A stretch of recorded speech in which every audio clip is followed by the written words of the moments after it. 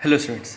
देखो last class तक हमने हमारे चैप्टर एटॉमिक स्ट्रक्चर में देखो हमने क्या पढ़ लिया था। हमने बोर्स मॉडल को स्टार्ट किया था, उसके कुछ पॉइंट्स लिखे थे और हमने मूव किया था फॉर्मूलाज के ऊपर। ठीक है, फॉर्मूलाज बोर मॉडल से रिलेटेड जो फॉर्मूलाज हैं, जो सबसे पहला हमारा फॉर्मूला था वो था रेडियस का फॉर्मूला। ठीक है, और एक इंपॉर्टेंट चीज़ देखो क्या थी। सबसे पहले बोर मॉडल जो होता है वो यूनी इलेक्ट्रॉनिक स्पीशीज़ के लिए एप्लीकेबल होता है। हमने जो सबसे पहला फॉर्मूला पढ़ा था रेडियस का वो था 0.529 into n square upon z angstrom. ठीक है, यही फॉर्मूला था हमारा। ठीक है, और आपको एक नॉर्मल फॉर्मूला याद होगा, देखो R is equal to n square h square upon 4 pi square k z m e square. ये फॉर्मूला था, देखो ये भी आपको याद होना चाहिए। ठीक है, फिर उसके बाद हमने डिस्कस किया था वेलोसिटी को। जो इलेक्ट्रॉन मूव कर रहा है शेल के अंदर, ऑर्बिट के अंदर, उसकी वेलोसिटी क्या होगी। ठीक है, तो वेलोसिटी का फॉर्मूला आया था, देखो सामने लिखा हुआ है 2.18 into 10⁻⁶ into z upon n metre per second. Metre per second के अंदर ये वेलोसिटी होती है, तो इसका ध्यान रखना। तो आज हम स्टार्ट करते हैं कुछ न्यूमेरिकल्स और इन फॉर्मूलाज को अप्लाई करना सीखते हैं। ठीक है, तो हमारा जो पहला न्यूमेरिकल है, देखो बहुत आसान से न्यूमेरिकल्स होते हैं इन पर, तो घबराने की जरूरत नहीं है। देखो पहला जो हमारा क्वेश्चन है बोल रहा है find the radius of third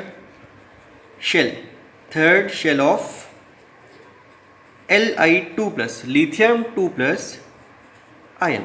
तो क्या बोल रहा है, find the radius of third shell of lithium 2 plus ion. ठीक है, मतलब आपको लिथियम 2 प्लस आयन की थर्ड शेल की रेडियस बतानी है। ठीक है, अब देखो एक इंपॉर्टेंट चीज़ पे आप इस क्वेश्चन में ऑब्जर्व करें, देखो आप इस क्वेश्चन को पहले तो पोज करके सॉल्व करने की कोशिश करें। ठीक है, तो यहाँ पर जो ये Li2 प्लस है, भाई आप देखें कि इस बोर मॉडल के जो क्वेश्चंस होंगे ना, वो आपको इसी टाइप के आयंस के लिए देखने को मिलेंगे। क्यों भाई इस टाइप के लिए, क्यों? क्योंकि देखो हमने बोला था कि ये जो मॉडल होता है ये यूनिक इलेक्ट्रॉनिक स्पीशीज़ के लिए एप्लीकेबल होता है। तो जब भी आप इसके लिए क्वेश्चन देखोगे तो या तो हाइड्रोजन के लिए होगा या फिर यूनिक इलेक्ट्रॉनिक स्पीशीज़ के लिए ही होगा। ठीक है, कि क्योंकि ये मॉडल जो होता है ये सिर्फ उन्हीं पर अप्लाई होता है। तो देखें सॉल्व करते हैं इसको, इस क्वेश्चन को जब हम सॉल्व करेंगे तो देखो सोल्यूशन। भाई आपसे पूछ रहा है कि थर्ड शेल यानी कि बताओ एन की वैल्यू कितनी दी हुई है, एन इज इक्वल टू 3 आपको यहाँ पर गिवन है। ठीक है, बताओ आयन कौन सा है, लिथियम 2 प्लस। और बताओ लिथियम का एटॉमिक नंबर कितना होता है, लिथियम का एटॉमिक नंबर कितना होता है, हाइड्रोजन हीलियम लिथियम क्या होता है, 3 होता है। ठीक है, अब देखो हमें निकालनी है रेडियस, तो radius is equal to 0.529 into n square upon z angstrom. बताओ यही फॉर्मूला होता है। ठीक है, अब आप यहाँ पर क्या करोगे, यहाँ पर आप वैल्यूज़ को पुट करोगे तो देखो 0.529 इंटू बताओ एन स्क्वायर यानी कि 3 का स्क्वायर अपॉन जेड यानी कि कितना 3। देखो एक 3 से एक 3 कैंसिल, तो इसका जो आंसर है वो आएगा आपके पास 0.529 इंटू 3 एंगस्ट्रॉम। ठीक है, मल्टीप्लाई आप कर लोगे, ये आपके पास हो गई है किसकी वैल्यू, रेडियस की वैल्यू। ठीक है, तो इतना एक बेसिक सा क्वेश्चन है। इसके बाद हम और क्वेश्चंस पे मूव करेंगे, आप फटाफट से इसको क्या करो, कॉपी करो। अगला क्वेश्चन देखो, अगला क्वेश्चन आपके पास find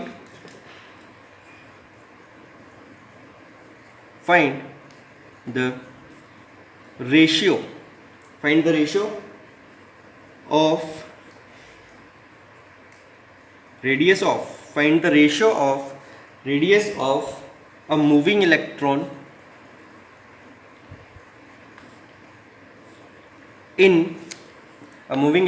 in K shell, capital K shell and third orbit in lithium 2 plus ion. ठीक है, रिस्पेक्टिवली। ठीक है, अब इस क्वेश्चन को आप ट्राई करें।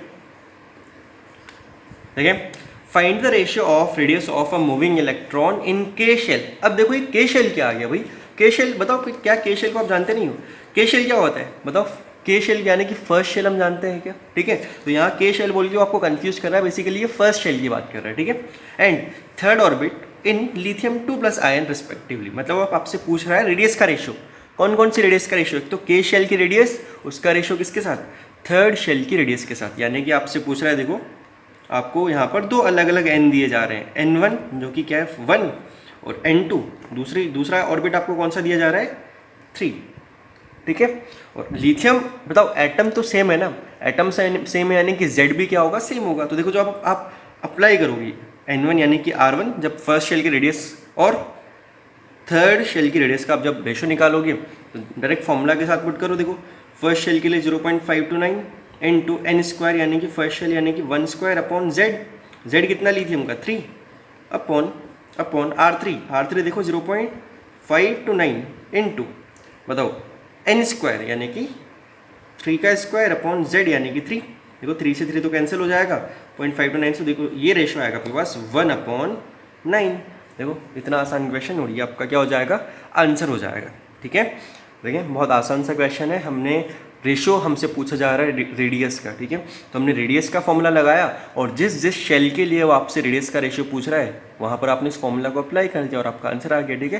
देखो एक मेथड तो इसका ये हो गया है ना, लेकिन मैं आपको एक और इंपॉर्टेंट चीज़ इसके लिए बताता हूँ। देखो जब एक एटम के लिए जब एक आयन के लिए दो अलग अलग शेल की रेडियस पूछ रहा है तो बताओ दोनों फॉर्मूला में उसका z तो सेम हो जाएगा ना, है ना। यानी कि आप यहाँ पर जो है प्रोपोर्शनलिटी वाले रेशियो भी यूज़ कर सकते हो। मतलब यहाँ पर क्या है, देखो फॉर्मूला हमारा होता है, इसका एक मैं मेथड सेकंड बता रहा हूँ, ठीक है। मेथड सेकंड इसका क्या होगा, देखें इसी क्वेश्चन के लिए मैं आपको मेथड सेकंड बता रहा हूँ। देखो आपके पास रेडियस का फॉर्मूला होता है 0.529 into n square upon z, ठीक है। अब देखो इंपॉर्टेंट चीज़ यहाँ पर क्या है कि जब आपसे वो अलग अलग ऑर्बिट के लिए या अलग अलग एटम के लिए पूछ ले, ठीक है। जैसे कि इस क्वेश्चन में उसने क्या दिया था, एक ही एटम के अलग अलग शेल की रेडियस की उसने बात की थी। यानी कि बताओ z तो फिक्स है ना, जब आप दोनों कंडीशन अप्लाई करोगे वहाँ z फिक्स है, यानी कि जो r होगा वो प्रोपोर्शनल होगा किसके, n स्क्वायर के। और आप यूज़ कर सकते हो R1 upon R2 is equal to n1 square upon n2 square, ठीक है। ये देखो ये प्रोपोर्शनलिटी वाले रेशियो है, ये बहुत इंपॉर्टेंट है। इस डायरेक्ट फॉर्मूला से बचने के लिए जब आपसे रेशियो पूछे तो डायरेक्ट फॉर्मूला से बचने के लिए इन चीज़ों को अप्लाई करना, ठीक है। एक तो ये चीज़ होगी जब इफ़ z कांस्टेंट है ना, जब एक ही आयन की बात कर रहा है। और देखो ये एक नॉर्मल है, ये एक नॉर्मल मैं मेथड की बात कर रहा हूँ, मेथड सेकंड तो है ही है लेकिन एक नॉर्मल चीज़ भी है, ठीक है। और बताओ अगर सेम शेल देता, मान लो कि बोलता कि बताओ हाइड्रोजन के फर्स्ट शेल और हीलियम प्लस के फर्स्ट शेल की रेडियस का रेशियो क्या होगा। यानी कि देखो फर्स्ट शेल की बात कर रहा है और आयन्स अलग अलग देगा तो वहाँ पर n फिक्स है और z अलग अलग होगा, तो उसके लिए आप रेशियो क्या यूज़ करोगे, r। देखो मैं आपको बता भी दूंगा, एक क्वेश्चन करवा दूंगा उसके थ्रू, है ना। तो यहाँ पर तो हम ये अप्लाई कर रहे हैं। देखो क्या करोगे भाई, आपसे R1 और R3 का रेशियो पूछ रहा था, बताओ R1 फर्स्ट शेल का और थर्ड शेल का रेशियो पूछ रहा था, बताओ वापस आंसर कितना आया 1/9, ठीक है। इस तरीके से प्रोपोर्शनलिटी वाले जो रेशियो रिलेशन होते हैं वो भी आप डायरेक्टली यूज़ कर सकते हो। फटाफट से इसको भी कॉपी करो। और एक और मैं आपको क्वेश्चन करवा रहा हूँ,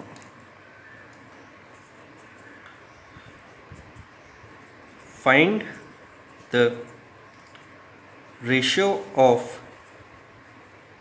radius of first shell of hydrogen and first shell of helium plus ion respectively, ठीक है। देखो ये आपका क्वेश्चन है, आपसे पूछ रहा है find the ratio of radius of first shell of hydrogen and first shell of helium plus ion. देखो यानी कि फर्स्ट शेल की बात कर रहा है लेकिन इस बार आयन अलग अलग दे दिए हैं, है ना। यानी कि यहाँ पर इस बार n फिक्स है, z अलग अलग है, एटॉमिक नंबर अलग अलग है। तो देखो एक तो नॉर्मल मेथड तो जैसे हमने जो मेथड फर्स्ट था वो तो हमने पहले ही समझ लिया।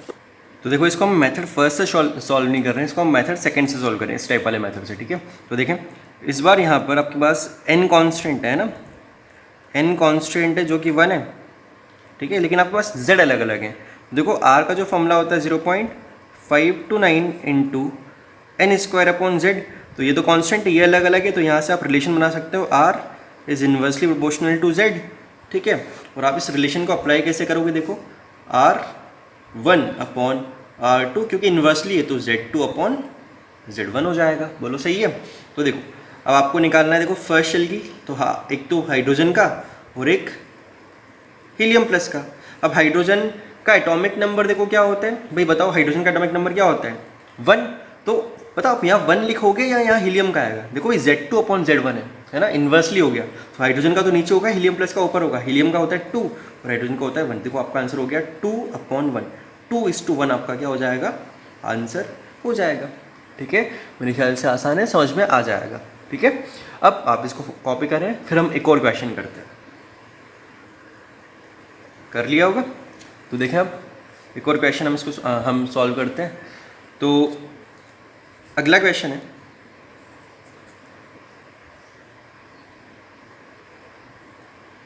फाइंड, देखो एक अच्छा क्वेश्चन है, find the velocity of find the velocity of a moving electron in the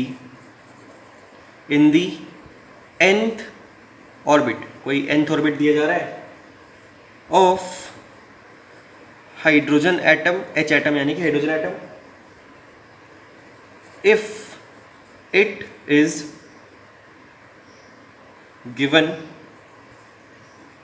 given that Rn is equal to 9R1, if it is given that Rn is equal to 9R1, where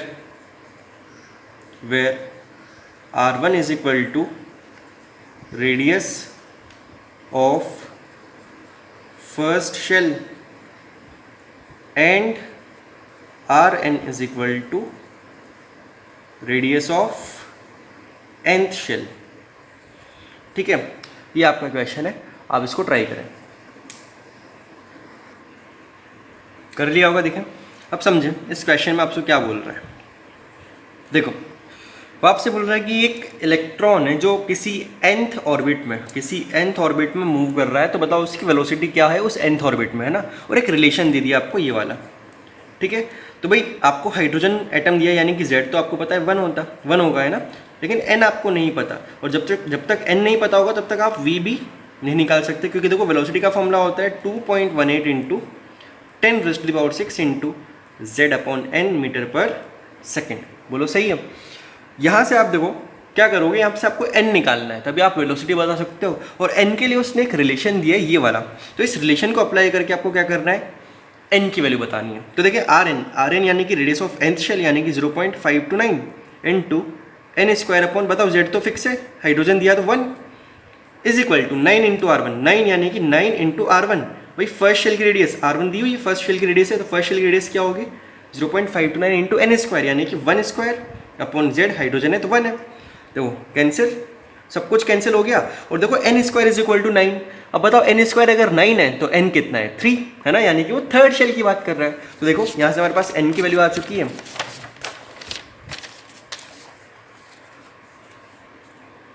ये हमारे पास आ गई है n की value, कितनी आई है, n is equal to 3। बोलो ठीक है। अब आपको क्या करना है, वेलोसिटी निकालनी है। तो velocity is equal to 2.18 into 10⁻⁶ into Z यानी कि हाइड्रोजन कितना है, हाइड्रोजन का एटॉमिक नंबर 1, और कौन से शेल, Z/n, थर्ड शेल की बात कर रहा था मतलब। तो ये आपका आंसर है, मीटर पर सेकेंड। ठीक है, मेरे ख्याल से क्लियर हो गया होगा। 3 न्यूमेरिकल्स हमने कर लिए हैं। वेलोसिटी वाले एक हमने अच्छा न्यूमेरिकल कर लिया, क्योंकि बेसिक न्यूमेरिकल्स तो अब आप भी कर सकते हो, जो डायरेक्ट फॉर्मूला लगा के करना होता है। जैसे कि मैं एग्जांपल दूं, आप ट्राई कर लेना कि अगर आपसे वो बोले कि बताओ वेलोसिटी ऑफ इलेक्ट्रॉन, अगर इलेक्ट्रॉन हीलियम प्लस आयन के सेकेंड शेल में घूम रहा है, तो बताओ इलेक्ट्रॉन की वेलोसिटी क्या होगी ना। तो इस टाइप से आप क्वेश्चन खुद भी बना के कर सकते हो, प्रैक्टिस करने की बात है। बुक्स में भी आपको मिल जाएंगे, आपको अलग अलग बुक्स में मिल जाएंगे, आपको मॉड्यूल में मिल जाएंगे। ठीक है, ट्राई जरूर करना। अब हम मूव कर रहे हैं हमारे अगले टॉपिक पे, अगले फॉर्मूला पे, है ना। अभी तक हमने सिर्फ 2 फॉर्मूला डिस्कस किए हैं, एक तो रेडियस का, एक वेलोसिटी का। अभी एक और फॉर्मूला है जो कि किसका है, एनर्जी का। ठीक है, कि जिस ऑर्बिट में इलेक्ट्रॉन घूम रहा है उसकी एनर्जी क्या होगी। ठीक है, तो हमें एक और फॉर्मूला डिस्कस करना है जो कि इसका है, एनर्जी का फॉर्मूला है। तो लिखें, हेडिंग डालें, एनर्जी, या ऐसे टोटल एनर्जी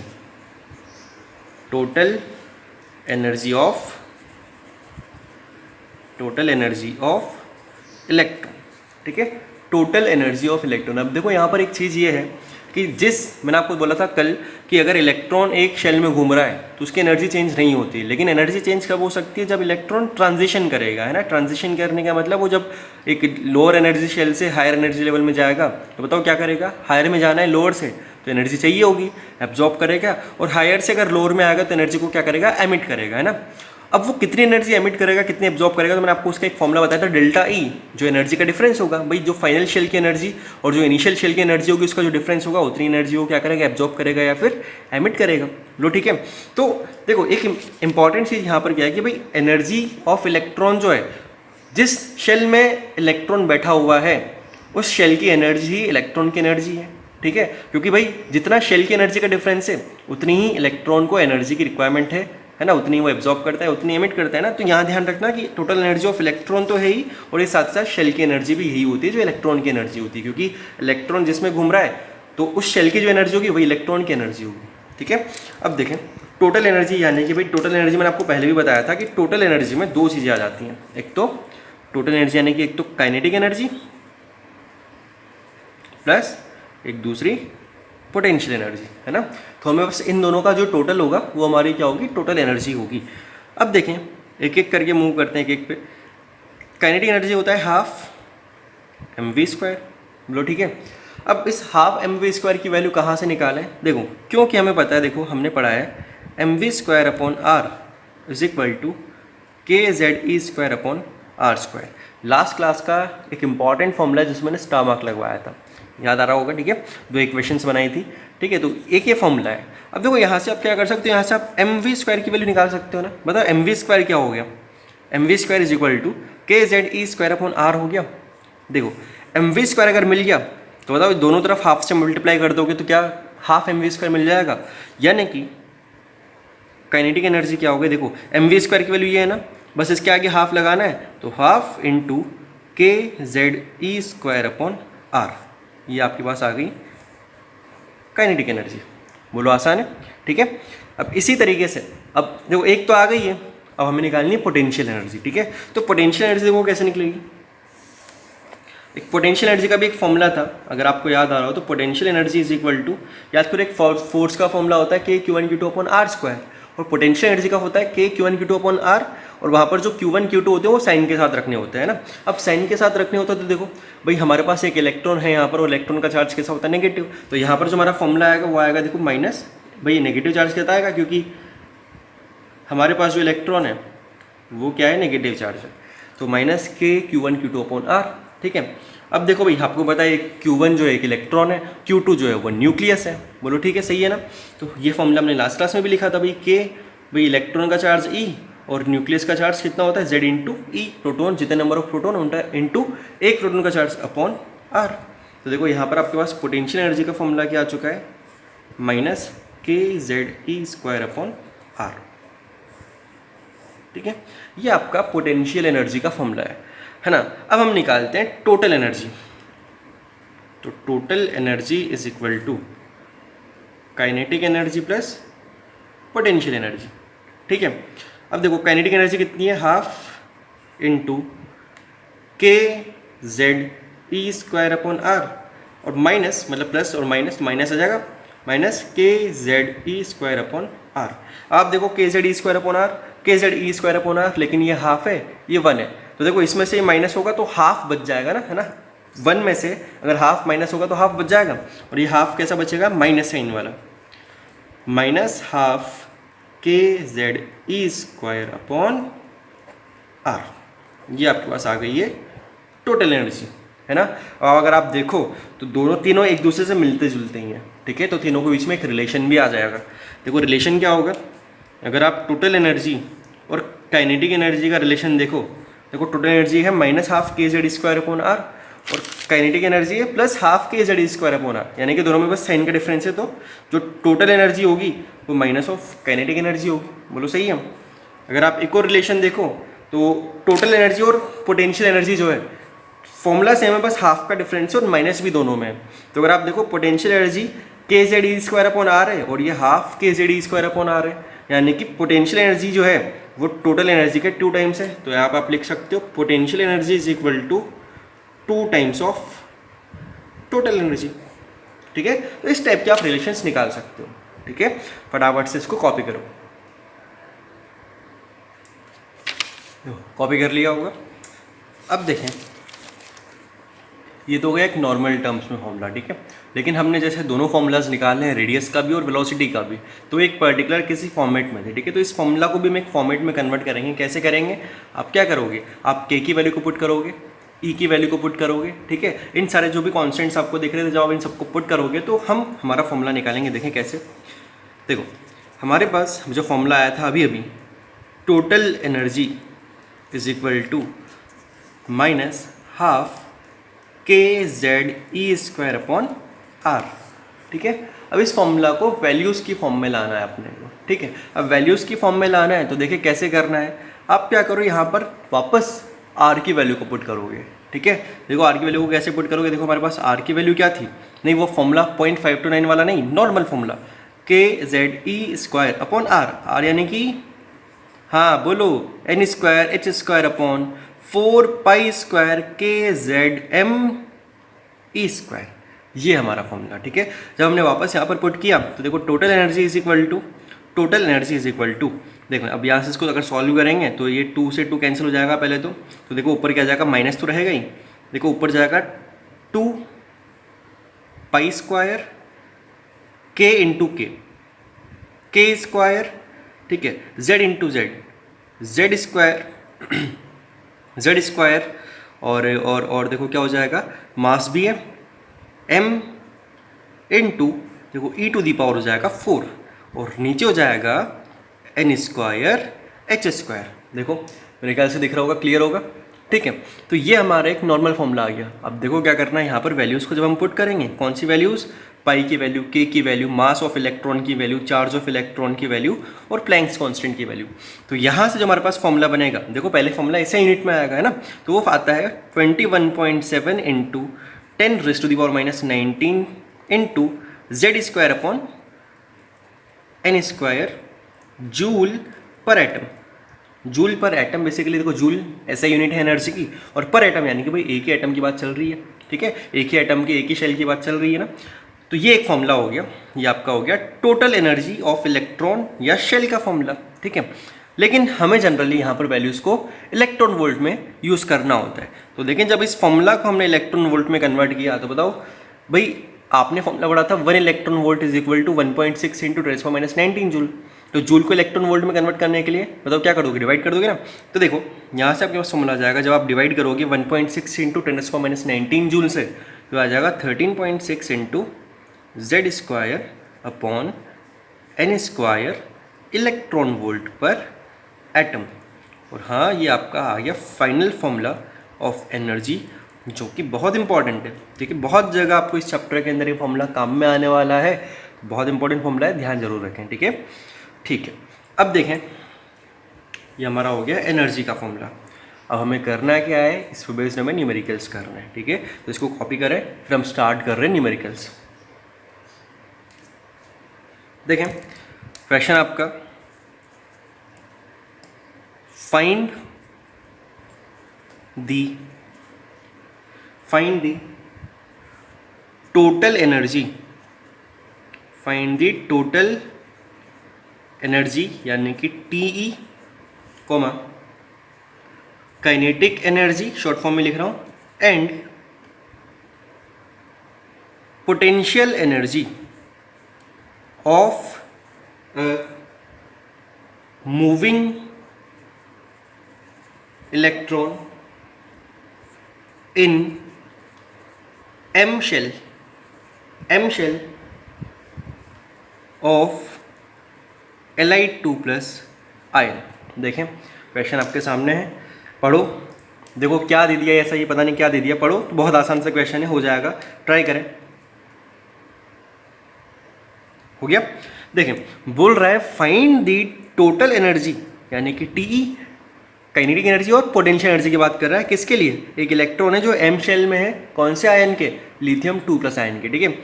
अब देखो कैसे करें भाई, टोटल एनर्जी का फॉर्मूला है, लेकिन काइनेटिक एनर्जी कहाँ से आएगी, आ जाएगी। देखो अभी आपने इससे जस्ट पहले कुछ रिलेशंस लिखे थे ना, total energy is equal to minus of kinetic energy, बस आ जाएगा आपका आंसर। तो देखें सबसे पहले तो हम निकाल लेंगे टोटल एनर्जी, है ना। तो टोटल एनर्जी के लिए हमारे पास फॉर्मूला है ही, क्या है, -13.6 इंटू Z²/n²। हाँ भाई, एक इंपॉर्टेंट चीज़ है कि ये फॉर्मूला लगाओगे ये वाला, जब तक वो इस चैप्टर में कुछ ना बोले तब तक आप इलेक्ट्रॉन वोल्ट वाले फॉर्मूला में चलना, ठीक है। इलेक्ट्रॉन वोल्ट पर एटम, तो देखो यहाँ से मैं इसको सॉल्व करूँ तो -13.6 इंटू, देखो क्या है, आपको m शेल यानी कि KLM यानी कि थर्ड शेल हो गया, और लिथियम दिया हुआ है यानी कि एटॉमिक नंबर भी कितना हो गया, 3 का square electron volt per atom. ये आपके पास आ गई है टोटल एनर्जी, जो कि कितनी है, -13.6 इलेक्ट्रॉन वोल्ट पर एटम, ठीक है। अब देखो भाई, रिलेशन अपने को पता है, जो टोटल एनर्जी थी वो क्या थी, माइनस ऑफ काइनेटिक एनर्जी। तो इसके हिसाब से kinetic energy is equal two plus का हो जाएगा 13.6 इलेक्ट्रॉन वोल्ट पर, ठीक है। और जो आप बोल सकते हो जो पोटेंशियल एनर्जी थी वो थी 2 टाइम्स ऑफ, याद करो, टोटल एनर्जी, ठीक है। तो यहाँ से जब आप इसको सॉल्व करोगे तो potential energy is equal to 2 into -13.6 electron volt per atom, और ये रहा आपका आंसर, ठीक है। हो गया क्लियर, ये आपका एक क्वेश्चन हो गया, ठीक है। फटाफट से कॉपी करें। दूसरा क्वेश्चन, फाइंड दी एनर्जी। अब देखो, फाइंड दी एनर्जी, कौन सी एनर्जी, जब भी वो इस तरीके से भी बोलेगा ना फाइंड दी एनर्जी, तो भी मानना कि वो टोटल एनर्जी ही आपसे पूछ रहा है, ठीक है। Find the energy of moving electron in first second third and fourth shell of hydrogen atom. हाँ भाई, उसने आपसे टोटल एनर्जी ऑफ इलेक्ट्रॉन पूछ ली है हाइड्रोजन के फर्स्ट, सेकेंड, थर्ड और फोर्थ शेल में, ठीक है। अब देखो, इतने सारे क्वेश्चन एक ही क्वेश्चन में पूछ लिए हैं, तो देखो प्रैक्टिस हो जाएगी, और प्रैक्टिस के साथ साथ ये क्वेश्चन जो है ना, और इसके जो आंसर आएंगे, ये आपको आंसर्स याद भी रखने होंगे। कौन से आंसर्स याद रखने होंगे, जो हाइड्रोजन की फर्स्ट शेल की एनर्जी होती है वो क्या होती है, सेकंड शेल की एनर्जी क्या होती है, थर्ड की क्या होती है और फोर्थ की क्या होती है, ये हमें बिल्कुल याद रहना चाहिए, ठीक है, कि ये एनर्जी क्या होती है। तो फटाफट से इस क्वेश्चन को आप ट्राई करें। कर लिया, तो देखें, अब देखें भी, बहुत आसान सा क्वेश्चन है, बस इसके जो आंसर्स आने हैं वो अपने को पता रहने हैं, तो इसको हमने क्वेश्चन के फॉर्म में ही कर लिया। देखिए सॉल्यूशन, हाइड्रोजन दिया है और हाइड्रोजन की फर्स्ट शेल की पूछ रहा है एनर्जी, ठीक है। तो फर्स्ट शेल की एनर्जी यानी कि इसको हम बोलेंगे E1, ध्यान रखना, इनको ऐसे नेमिंग भी की जाती है E1, ठीक है। और देखो फॉर्मूला -13.6 इंटू Z²/n²। देखो मैं फॉर्मूला बार बार नहीं लिखूंगा, मैं बस डायरेक्ट वैल्यूज़ लिखूंगा। तो देखो E1 की वैल्यू क्या हो जाएगी, आप देखें, E1 is equal to -13.6 into Z², hydrogen का एटॉमिक नंबर 1 का स्क्वायर, और फर्स्ट शेल के लिए कैलकुलेट कर रहे हैं हम, तो n इज इक्वल टू भी क्या हो जाएगा 1। तो देखो हाइड्रोजन के फर्स्ट शेल की एनर्जी कितनी होती है, -13.6 इलेक्ट्रॉन वोल्ट, है ना। बार बार पर एटम लिखने की जरूरत नहीं है, हमें पता है कि हम उसी की बात कर रहे हैं, एक एटम की बात कर रहे हैं। तो -13.6 इलेक्ट्रॉन वोल्ट हाइड्रोजन के फर्स्ट शेल की एनर्जी होती है। चलो दूसरे शेल की एनर्जी यानी कि E2, और डायरेक्ट फॉर्मूला लगाएं, -13.6 इंटू Z², भाई Z तो हाइड्रोजन ही है, अपॉन n² यानी कि सेकेंड शेल का स्क्वायर, तो -13.6 अपॉन 4 यही हो जाएगा, और इसकी वैल्यू होगी -3.4 इलेक्ट्रॉन वोल्ट। देखो भाई, याद रखनी है, तो मुझे तो याद है ही, ठीक है, आपको भी याद रखनी है। -13.6 फर्स्ट शेल की, -3.4 सेकेंड शेल की, थर्ड शेल, -13.6 इंटू 1², भाई Z तो 1 है, और n² यानी कि 3 का स्क्वायर, तो अपॉन 9 हो जाएगा, और ये वैल्यू आती है -1.51 इलेक्ट्रॉन वोल्ट, ठीक है।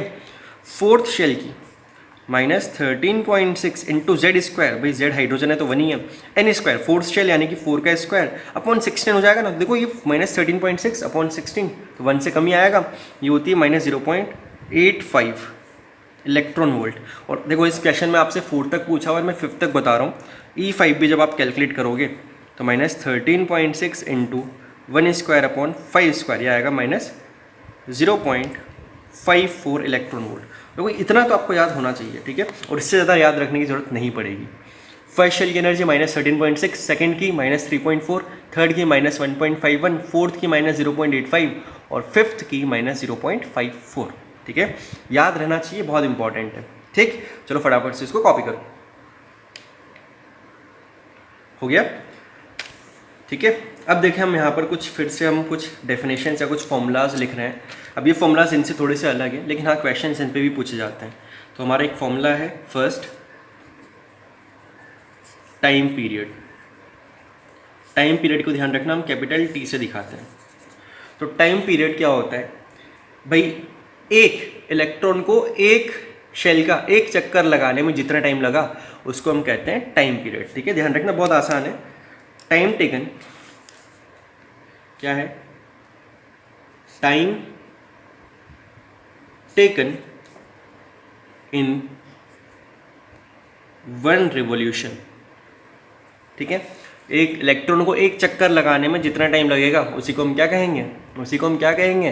टाइम पीरियड कहेंगे। ठीक है, इसको हम कैपिटल टी से दिखाते हैं। तो देखो भाई, टाइम कैसे बताओगे भाई? आप बताओ, जितने डिस्टेंस ट्रेवल की है अपन, जितनी स्पीड से की है, बोलो सही है भाई। जैसे कि ये आपका न्यूक्लियस और ये इलेक्ट्रॉन इसमें मूव कर रहा है। ठीक है, अब भाई इलेक्ट्रॉन को एक चक्कर लगाने में पूरा इसका सर्कमफ्रेंस कवर करना पड़ेगा। बताओ कितनी डिस्टेंस हो गई? बताओ क्या होता है? 2πr।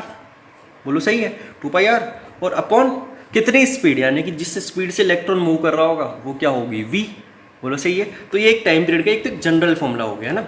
अब जनरल फॉर्मूला को भी हम आगे सॉल्व कर सकते हैं। देखो कैसे, क्योंकि भाई वो जब भी टाइम पीरियड पूछेगा तो आपसे बोलेगा ही कि भाई आपको फर्स्ट शेल में बताना है या सेकंड शेल में बताना है या किस में बताना है, कौन से एटम के लिए बताना है, तो आपको वैल्यूज़ देगा, है ना। तो अब आपको वैल्यूज़ देगा तो भाई आपके पास हर एक शेल की अलग अलग रेडियस होगी।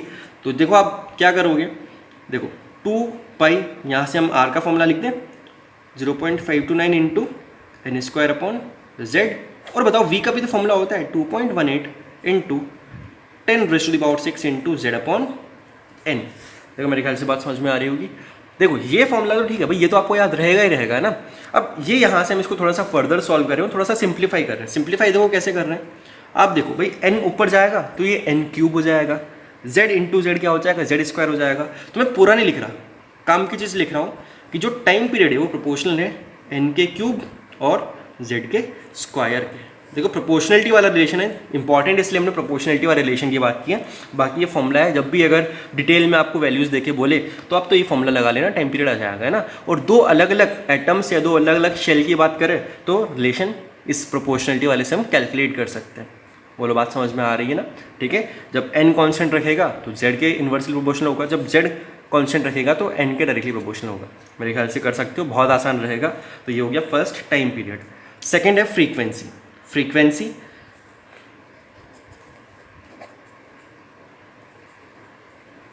फ्रीक्वेंसी को हम दिखाते हैं स्मॉल f से। ठीक है, हम न्यू वाली फ्रीक्वेंसी नहीं है ये, फ्रीक्वेंसी भाई कि एक सेकंड में कितने चक्कर लगा लेगा। ठीक है, तो फ्रीक्वेंसी जो होती है, फ्रीक्वेंसी वो रेसिप्रोकल होती है टाइम पीरियड का। ध्यान रखना, फिजिक्स में भी फॉर्मूला पढ़ोगे, जो फ्रीक्वेंसी होती है वो रेसिप्रोकल होती है किसका? टाइम पीरियड का। ठीक है, तो देखो भाई टाइम पीरियड की जो यूनिट होगी वो किस में होगी? सेकेंड्स में होगी ना। ठीक है, तो फ्रीक्वेंसी की यूनिट किस में हो जाएगी? सेकेंड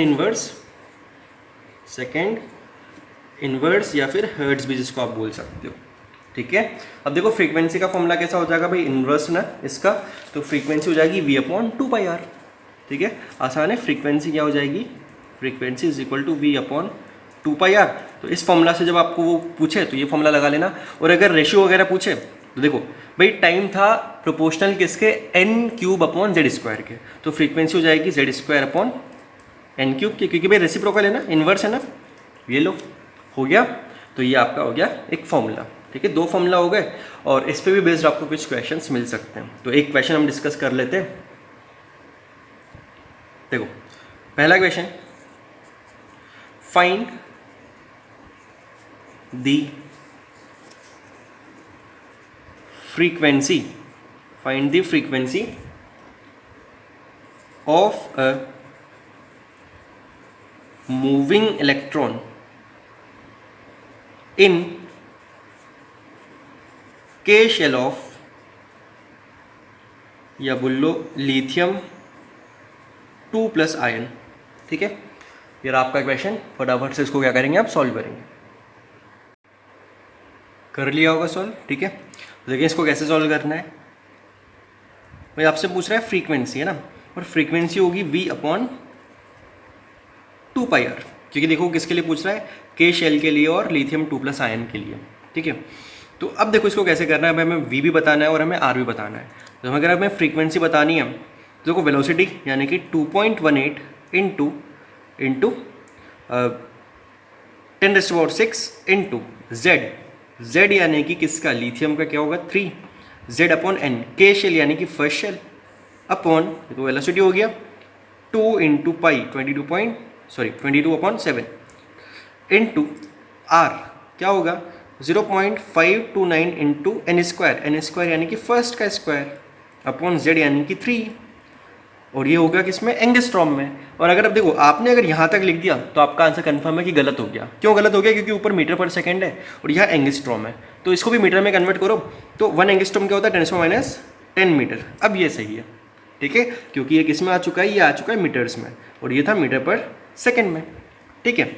अब जब आप यहाँ से इसको सॉल्व करोगे तो देखो आपका काम है, यहाँ से आपका आंसर आ जाएगा। देखो इंपॉर्टेंट चीज़ वापस से क्या आ गई, यूनिट। तो यूनिट का बहुत इंपॉर्टेंट है, आपको ध्यान रखना है, ठीक है। और ये आपका क्वेश्चन हो गया सॉल्व, ठीक। एक और क्वेश्चन आपसे पूछ रहा है, क्वेश्चन है फाइंड द रेशियो